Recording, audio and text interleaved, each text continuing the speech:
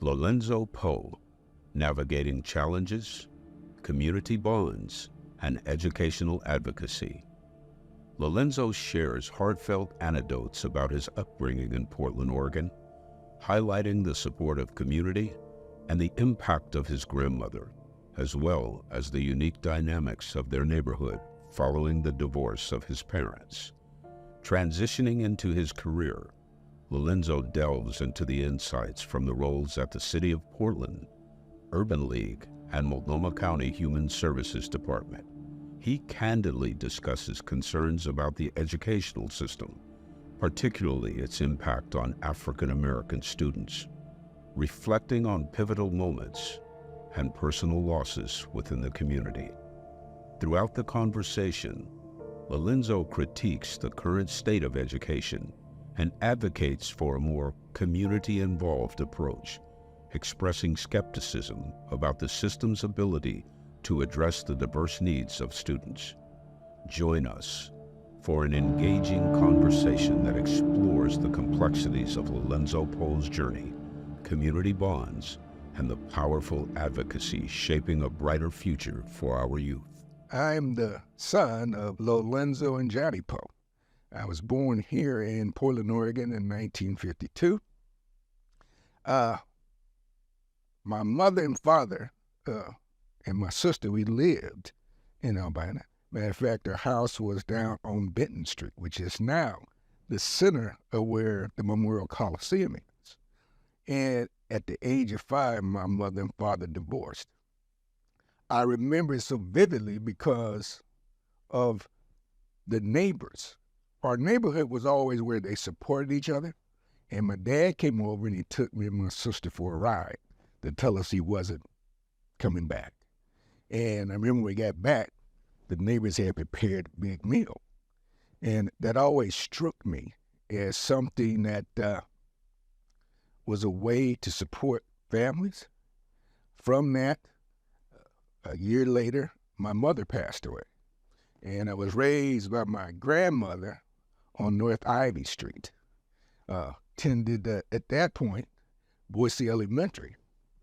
Reuben P. Boise is its actual name. But that was during a time where Portland, Albina, what we call the Albina neighborhood, was pretty condensed, and everyone knew each other. From Boise, I went to King, which is now Highland Grade School. I mean, King School was Highland Grade School, which was another area. Back then, the interesting part about Portland, it was the geographics, the way laid out. Elliott, which is now where Harriet Tubman is, Tubman School, Boyce, King, Irvington, was almost class-based. From upper to upper.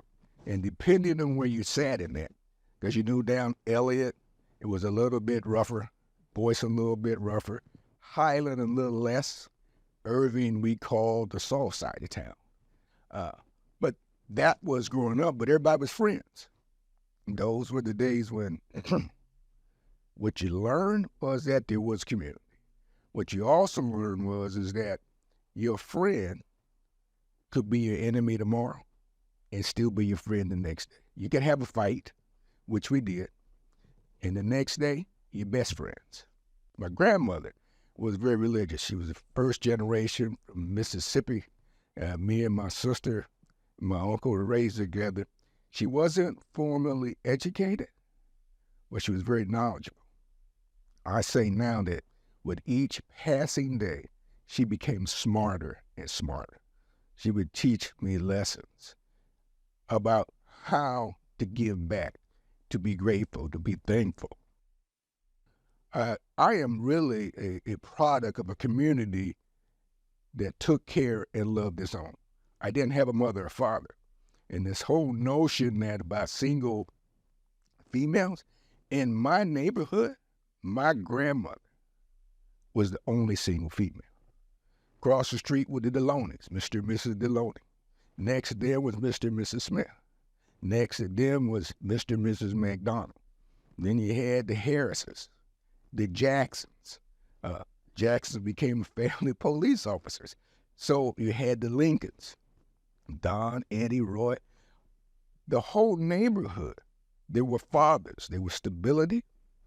And the only hard part for me, because there was a class consciousness even in that, was that some of them did not want me to play their children because I was quote unquote a bastard child. And so even in a community that loved you, there was always some differences. And as I think about it, it's a lot like most cities. But the good part about it, because of the love of my grandmother, it never bothered me. I knew I was loved. I grew up in a family where, we never said I love you. She would all say to me, I love the ground you walk on. And as I got older, I think, okay, that's a pretty powerful statement. But that's what she would tell me that helped insulate me from some of the other stuff that went on. And from there, Highland, I went off to the school that everybody wanted to go to, Jefferson High School. I wasn't what you say a great student, but I was a great socializer. And Jefferson was a school where your ability to socialize and have a good time, and you were the school of champions, and the athletic program was tops, and you were revered around the city. Now, academically, well, that's a whole nother story. But I learned there this one thing. Where you have low expectations, you get low performance. And while none of the teachers really minded that I didn't pay strict attention to my academics, there was one teacher, Dr. Sue Sherry. She was the sociology teacher. And she took me under her wing and said, I'm going to ensure that you get through and that you get into college. And I'm thinking, right, I'm going to college. I've read exactly 2 books in my history here at Jefferson High School. One was Man, Child, and the Promised Land, and the other one was Iceberg Slim, the story of a pimp. Now, that was my education. But her belief in me, so I said, okay. So she pushed me, she prodded me, and eventually I met a man by the name of Lonnie Harris from Oregon State who said, look, what we need down here are people who can, in fact, help bring Oregon State back with black students, because that spring, all the black students walked off campus. And when you grew up in Portland, all of the black students who graduated were going to the University of Oregon. Nobody wanted to go to Oregon State University. But I did. I graduated in 1970 in June. The fall of 70, I walked on campus, and it was just us, which was fascinating. The side tidbit to that, though, is moved into a dorm.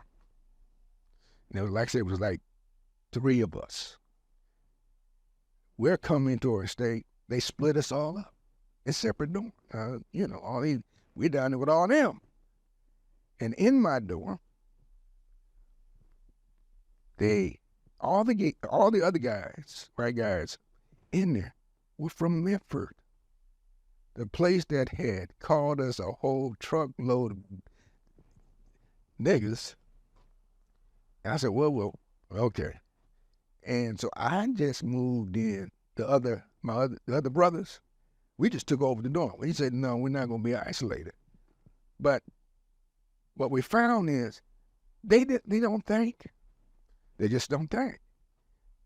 Again, it's back, nobody cares. No one expects us to last anyway. So, yeah, that whole history of Oregon, particularly the conservative part of it, yeah, it just wasn't good. I would suggest you look into it, and it still has never recovered.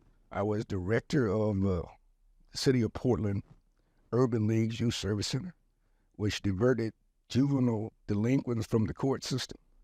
I spent time doing that, and one of the things I realized was that we had a lot of kids who were in trouble that no one cared about. Kids would be dropped off. Parents at home would pick them up. They then got into the system. Once they got caught up in the system, that was it. I left there and had this desire to find out what the private sector was about, and I went to work for Mobil Oil Corporation. Spent time in New York, San Francisco, came back home. Went back to work for the city of Portland and creating jobs for youth. Come back to doing things that allow me to take all my skills in a way to help point young people in the right direction. I spent time doing that, and from there I went to Multnomah County and became the director of the county Human Services Department, Community Family Services Department.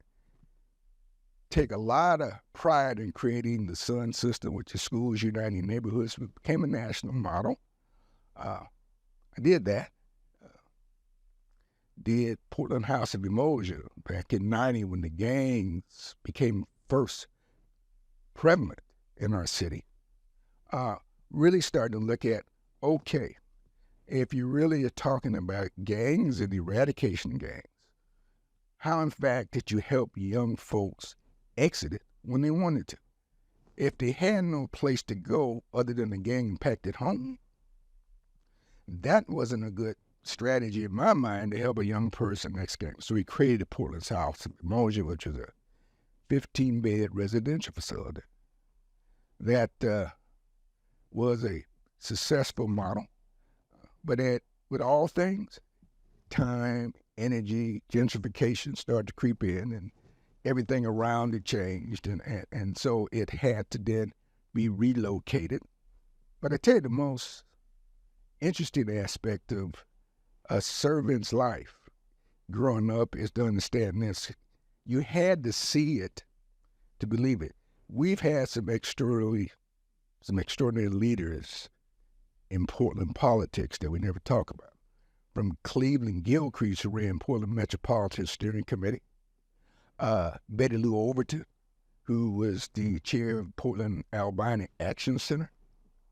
And as a young kid, I always found my way on their youth committees. A lot of it was because I liked talking, and was allowed to do a lot of things with groups, from having work crews that made money working for the Albina Action Center, Shag Thomas, R.L. Anderson.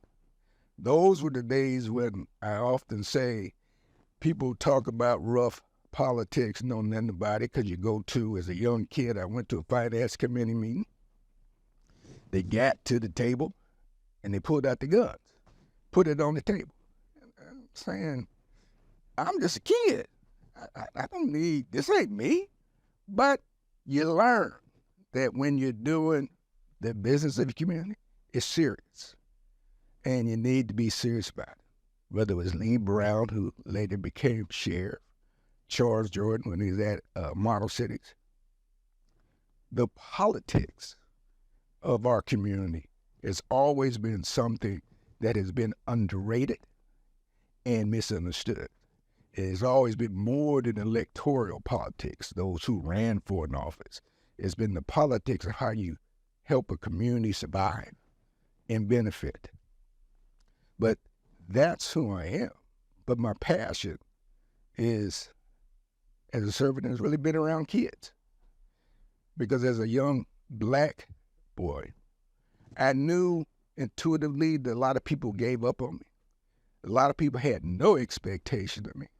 A lot of people questioned whether or not I would make it to a certain age. I knew this. And I knew that it was wrong because my grandmother always showed me love. I didn't really realize I was what they call an impoverished kid till I got to Oregon State. I I never forget my freshman year, my sociology class 204 Professor Langford told me that I was a disadvantaged kid. And I'm saying to myself, that don't sound right. I had all the advantages most kids had in my neighborhood. But then you go back and you start to revisit all that. So then, how do I shelter other kids from that? How do I help them understand that you are not what they tell you are in a system? And it's one of the reasons I looked at the educational system and said it's not the kind of system that is set up to produce the kind of outcome of the kids that we care about. I mean, you can take any indicator of them. I mean, there was a crisis team led by Ron Herndon, Tony Thompson, and participated, that really took the district to task over achievement scores. I mean, it is almost systemically engraved in its DNA to have black kids perform lower than anyone's expectation, particularly black boys. I mean, you go and look at their schools for the kids that they say are disabled, mentally disabled, whatever the slang may be, it is always full of African-American young men. And what's the primary reason? And if you get to the essence of it, the primary reason is fear.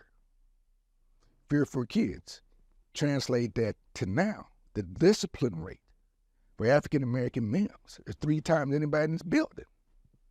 And why? It's because of the notion they cannot handle. So my life has been about changing that. That's why I spent 4 years on the school board. And part of that problem when I was on board was the similar things to what had just happened on a strike. How do you move to a place where you really are starting to hold people accountable for its outcomes?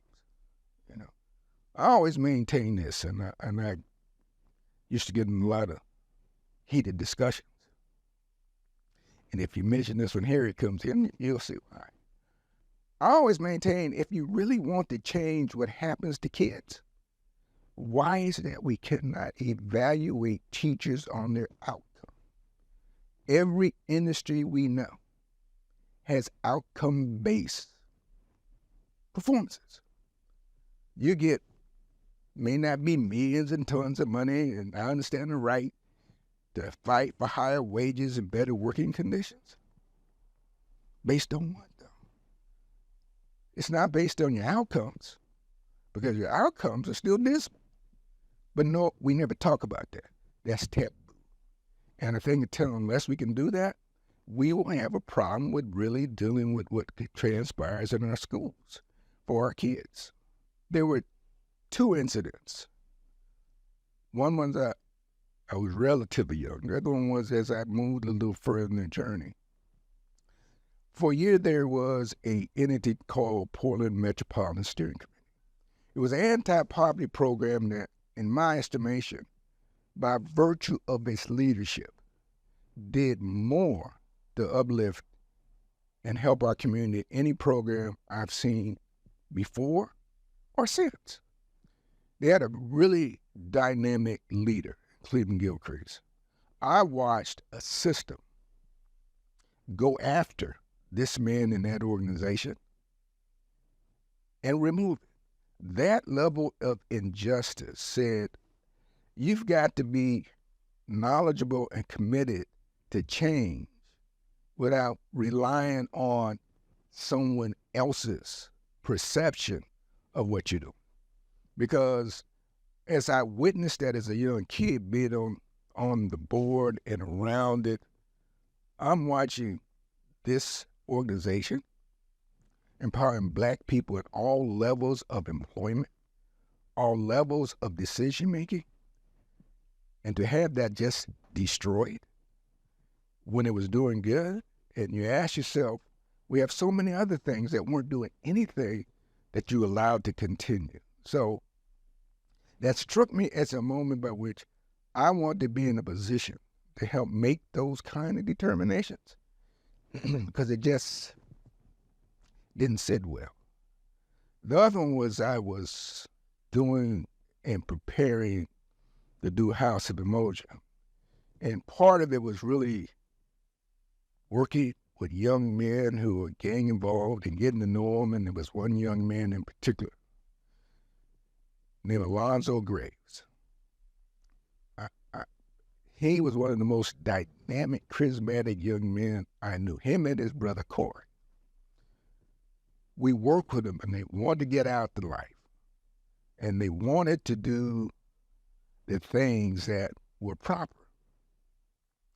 And I remember getting a call, and they told me that Corey had been shot. And that shook me to my quake. Because I realized was as impactful as I thought we were being at that level. If we had an educational system that was really educated, working with our young men, this wouldn't have been necessary.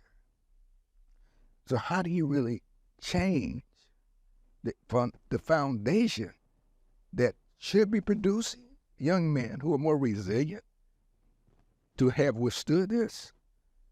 That is one of those things that for years it just hung there. Because I just couldn't imagine why he had to leave. And then it sent Alonzo in the spear. So I lost two. And it just tells me that if I don't catch you here, there's those you can save. I will never doubt that because I always fight that. But if I catch you here, I don't see as much of what I see out there now. And I always go back to the feeling of educating young men. If you don't teach them to read and comprehend by third grade, the chances of them being successful or staying in school are very slim, astronomically slim. And we know this. There have been reports and studies that suggest that they build prisons based upon reading scores of black boys. Reading scores. We're at 28% right now in PPS. How many jails is that? We're still suffering the tragedy that was our busing integration design. Because prior to that, I mean, again, I go back to what we finally talk about albino, which was a contained community. All the kids went to the primary schools. They went together. We support each other. We decided we're going to bus, and busing decision was made that we were going to be bussed out, not white kids bussed in. So you broke up the community. You had 3 or 4 at Wilson, you have 6 or 7 at Lincoln, and you lost community context. I thought busing and this whole notion that somehow you were going to learn more by sitting next to white kids than you would a black kid. It is almost humorous for one to ever even think that. It didn't happen. It didn't work. And it just took us far. I mean, I had friends that were bussed out, and by the time they got back off the bus, they were too tired for us to play. So guess what? We found other friends. So you lost that. You lost that community. You were no longer close as you used to be the friend that lived next door to you. That's what's busing. I fought for integration schools. I was one of those proponents.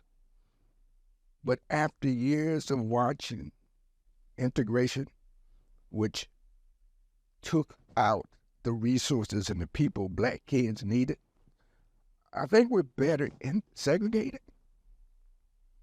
Because you can be a black child and go through your entire career from kindergarten through high school with never seeing a black teacher, never interacting with a black male teacher, never having a system where you're not thinking every day what's happening to me is about race.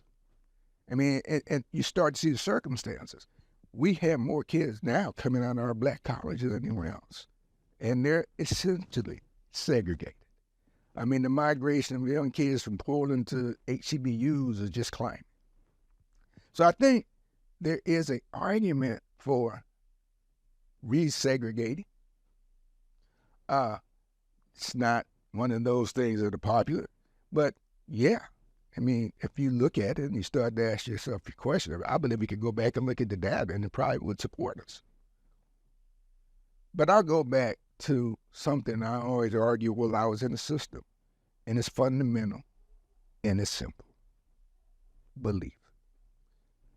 What you believe, you do achieve. And when you have a system and teachers who do not believe you can be successful, you won't be successful. Then everything that's set up from that will breed the lack of success. No black teachers, not enough teachers of color, not enough teachers who care. They all say they care. And I don't want to sit and say the teachers don't care. That would just be ingenious and not accurate. They do. But do they know how to care about the students they confront? And I submit that a lot of them's caring is to say this. Poor little Lolenzo. He tries, but he just can't learn. So why should we push him to achieve, try to get to this academic level? And so then they start to talk about, well, he made progress. He went from 10 to 12 when the goal is 90. That's not helping, that's crippling. And we do it each and every day. From a practical standpoint, we have got to, I believe, master the point of learning kids to read and comprehend by third grade. If we can't do that, if we can't get them reading and comprehending, you have to read and comprehend to do any other subject matter you know of. And if we don't do that, so I think that's what the system or the people in the system should be focusing on. I've fought in the educational arena one way or the other for over 40 years. I look at it today as it was then, and I look at it today as it was when I was in school, when you allowed me to graduate reading 2 books. Not only did you allow me to graduate reading 2 books, I got into college. You let us down, you move us on because you don't want to, quote unquote, cripple us. Do you see any changes happening that would suggest there's something different? That the major argument and the strike wasn't about what we need to do differently for kids. Class size, planning time, money. What does that have to do in a system that's already failing kids? And it's happening all over this country. So if someone asks you, am I have any hopes that the future is bright for education? I say absolutely not. Well, I think it's we'll continue down this trend. Here's the hope for me, that as we move more into more, I watch what gaming does for particularly black kids, how they use it, how they interact with it. If we begin to understand that and help them begin to bridge an educational mindset with it, and that's going to be separate in school because school won't teach that. See, we almost have to go back to, and this sounds, people say, well, you come from that area where it was more community revolution. It almost, to me, almost have to come back to community homeschool. If we want our kids to learn, then that's going to be on us, I'm afraid to say. In spite of the taxes and the money we spend, this is what we get. There's enough technology, there's enough of that available that we could, as a community, could use and help our kids learn in non-traditional ways. It didn't go on happen in their classroom in root learning that we do now. The quote that always resonates with me when I think about this is by one of my heroes. And it was a tribute to him and his success. was float like a butterfly, sting like a bee. Says to me, for us, to me, because I was always in public service. I always was the person inside of the government institution. So I had to float. But because of my understanding of my community and its needs, I was able to take that, okay, and sting like a bee. That makes a difference. That's strategy. That's understanding that if you don't do inside outside, it doesn't work. So that has always driven me. I got tons of quotes. I mean, that one about who much is given, much is expected. It's there. Martin Luther King's "The measure of man is where he stands, not where he stands in times of trial and tribulation," always resonated to me. Those kind of things have stood me well. But simple things, like, okay, I understand what that means when you float like a butterfly. You're moving, but you got to sting like a bee. Because I was always partial. Cassius Clay, Muhammad Ali, as he matured on. But that kind of thing resonated to me. Because I was a kid that spent a whole lot of time in conversations with myself. Because that was just more comfortable to me. And like I said, what I learned through life was to be strategic. You don't have to be out front to lead.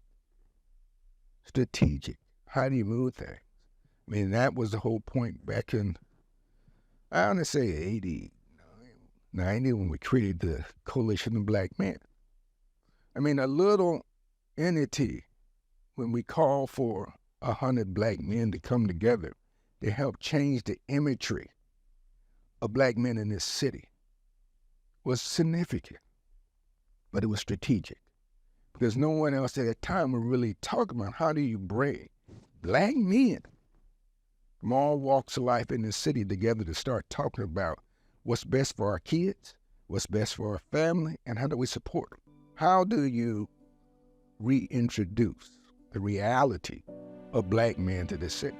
We weren't all drug addicts, not all pimps, all derelict dads. And how do you show in a eventful way that we're involved, that we care? We're involved, we're going to participate, we're going to be there, we're going to help make decisions for our community in support of our kids, and particularly black men. No one really wanted to talk about black men unless they talked about it in the vein of, oh, he's a drug addict, oh, he's a convicted felon.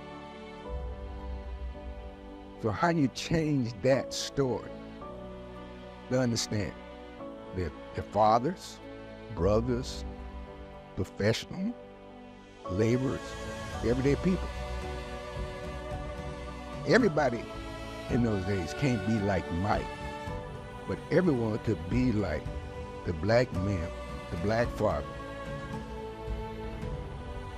the preacher who is there for your community, the service, to be there to protect it. You don't have to have special athletic skills for that. You just got heart and care and love. And so that was the message. That was the impact for the coalition. I go back to some of the harshest moments in my life. This was like at Jefferson High School, 1970, the football team. Interesting enough, this just happened to them this year. We were playing for the semifinals state. They take a busload of black athletes down to Memphis, and we were called every name known to man, not allowed to stay in the city. And with that, they took us to the field. It had been sunny all week, and now we're on a field of mud. They said black folks couldn't run in mud. They took our fans in, they turned out the lights and started fighting. But you're in this environment where you're so isolated that what helped us again was everybody banded together. And that's been my philosophy about my community.